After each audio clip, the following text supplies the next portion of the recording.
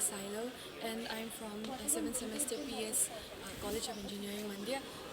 We attended a 2-day course by Prayojana Management Training Institute, and this program has been very helpful to understand what the industrial requirements is for civil engineers.